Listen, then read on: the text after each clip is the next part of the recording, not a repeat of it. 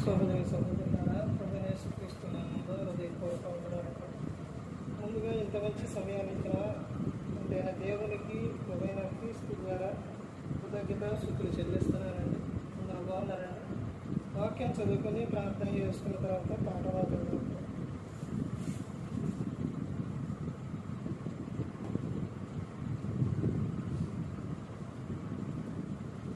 మత్తయి సువార్త 10వ అధ్యాయం 20వ వచనం.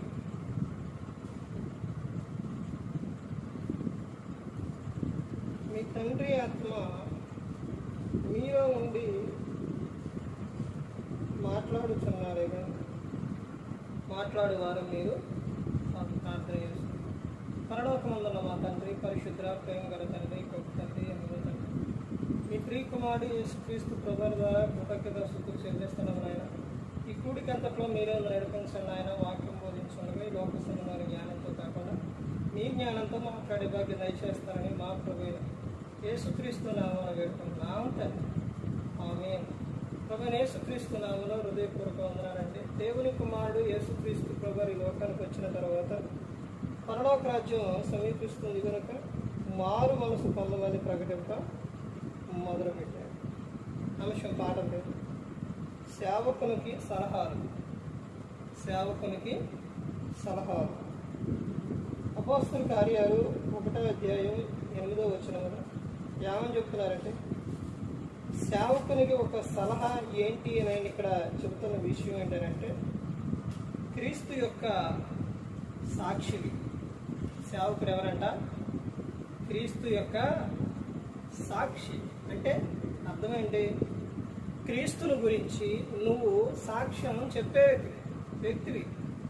క్రీస్తుని గురించి నువ్వు ప్రకటించే వ్యక్తివి. క్రీస్తుని గురించి చెప్పాలి. యేసుక్రీస్తు ప్రభువారు ఆయన చేసిన త్యాగం, ఆయన చూపిన ప్రేమ అవన్నీ కూడా చెప్పాలి. అపోస్తలుల కార్యాలు 5వ అధ్యాయం 32వ వచనంలో కూడా ఉంటుంది. రెండవ విషయం ఏంటంటే, రోమీయులకు 15వ అధ్యాయం 15-16 వచనాల్లో క్రీస్తు పరిచారకుడు. సేవకుడు ఎవరంట? క్రీస్తుకి పరిచారం చేసే వ్యక్తి. మూడో విషయం ఏంటంటే, అపోస్తలుల కార్యాలు 20వ అధ్యాయం 28వ వచనంలో దేవుని సంఘమును కాయుటకు పరిశుద్ధాత్మ ద్వారా ఏర్పరచబడిన అధ్యక్షుడివి. సంఘమును కాయుటకు పరిశుద్ధాత్మ ద్వారా ఏర్పరచబడిన అధ్యక్షుడు ఎవరంట? సేవకుడు. సంఘాన్ని కాచే విషయాలు. ఏ సంఘం? దేవుని సంఘం. తర్వాత 4వ విషయం తీతుకు 1వ అధ్యాయం 7వ వచనంలో చెబుతున్న విషయం, దేవుని గృహ నిర్వాహకుడవు. దేవుని గృహ నిర్వాహకుడవు. పేతురు గారు రాసిన మొదటి పత్రిక 4వ అధ్యాయం 10వ వచనంలో కూడా ఉంటుంది. 5వ విషయం చూస్తే కొరింథీయులకు రాసిన 2వ పత్రిక 6వ అధ్యాయం 1వ వచనంలో దేవుని యొక్క పనివాడవు. సేవకుడు ఎవరట? దేవుని పని చేసేవాడు. ఆ దేవుని పని చేసే విషయాల్లో సేవకుడు ఎలా ఉండాలి? ప్రతి ఒక్కటి కూడా దేవునికి మహిమకరంగా చేయాలి, చెప్పాలి. దేవునికి మహిమ వచ్చే విధంగా ఉండాలి. దేవుని యొక్క పనివాడు అంటే దేవుడు చెప్పినట్టు చేసేవారు ఎవరనంటే సేవకుడు. ఈ సందర్భాల్లో అంటే ఇప్పుడు వివాహమైన తర్వాత ఈ రోజున స్త్రీకి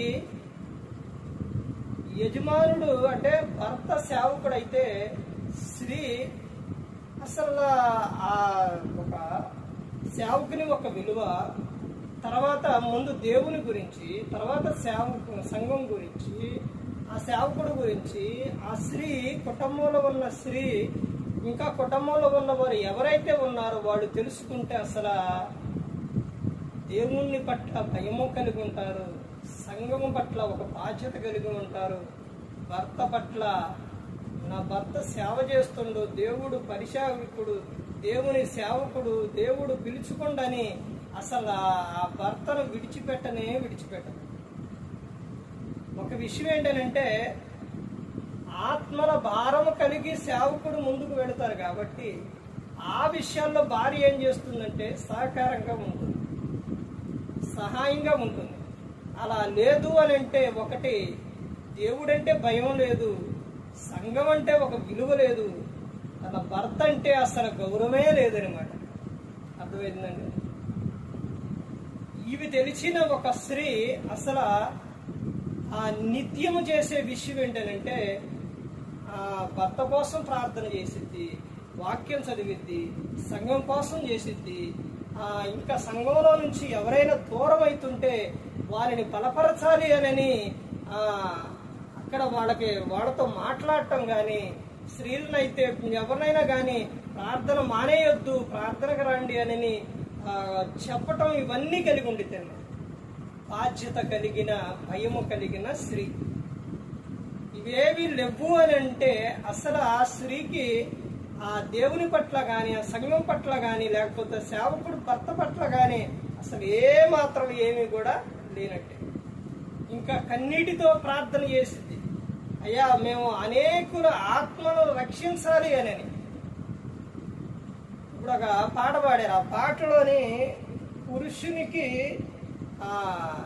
శిరస్సు, క్రీస్తుకి శిరస్సు తండ్రి, తర్వాత పురుషునికి శిరస్సు క్రీస్తు, స్త్రీకి శిరస్సు భర్త. మరి వాళ్ళు లోబడి ఉన్నప్పుడు మరి ఎలా ఉండాలి? లోబడే ఉండాలి కదా. ఇవి క్రైస్తవ కుటుంబాల్లో స్త్రీలు తెలుసుకోవలసిన విషయాలు. ఇంకో విషయం ఏంటంటే, సేవకుడు దేవుడు పిలుచుకొని ఏర్పరచుకున్న వ్యక్తి అయితే, అయ్యగారు అయితే, ఆమె ఏమీ చెయ్యకపోయినా ఆమెను ఏమంటారు? అమ్మగారు అంటారు. ఎందుకని? ఆమె ఎంత భారం కలిగి ఉందోనని. ఈ రోజుని ఎలా ఉన్నారనంటే, సంఘములో ఉన్నవారంటే సేవకుని భార్యలకు అసలు కొంచెం అన్నా కానీ మాత్రం ఇది ఉండదు. వీళ్ళని మళ్ళీ ఏమని పిలవాలి? అమ్మగారు ఇలాగ పేరు.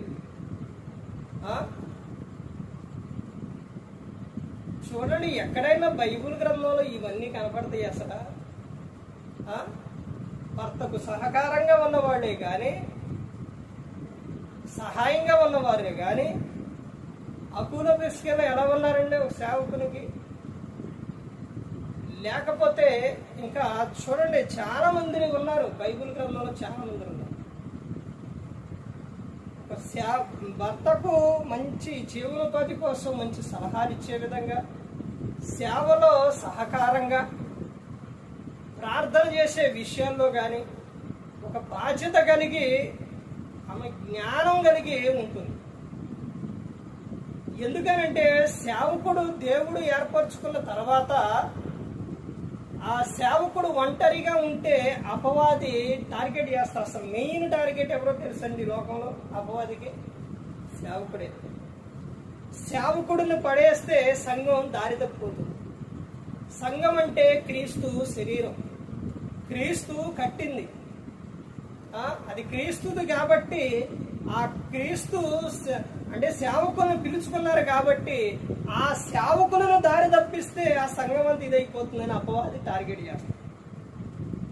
ఒక అమ్మాయిని ఎరేస్తాం, ఒక కోరిక ఆశలను నెరవేస్తాం, ఒక డబ్బు ఎరేస్తాం, ఒక బాధలు శ్రమలు అన్నీ ఎరేస్తారనమాట. అన్నీ చూపిస్తాం. ఇలాంటప్పుడు ఎలా ఉండాలి? ఏ విధంగా ఉండాలి? అసలు కొంచెమన్నా ఈ రోజున స్త్రీలకు ఒక్కరావు కూడా కుటుంబ విషయాల్లోనే చాలా మందికి బాధ్యత ఉండదు. అసలు సేవ విషయాల్లో చాలా మందికి అసలే బాధ్యత. ఎక్కడో చూడండి, వాక్యం చెప్పి అనేకులను నేను రక్షించాలి అనే స్త్రీలు చాలా మంది బైబిల్లో ఉన్నారు, గొప్ప సైన్యంగా ఉన్నారు. వాక్యం చెప్పం, ఎవరికి చెప్పం, యూట్యూబ్లోని పెట్టం, అసలు ఏది చెయ్యం, ఒక స్టేటస్లోని పెట్టం, ఏది చెయ్యం.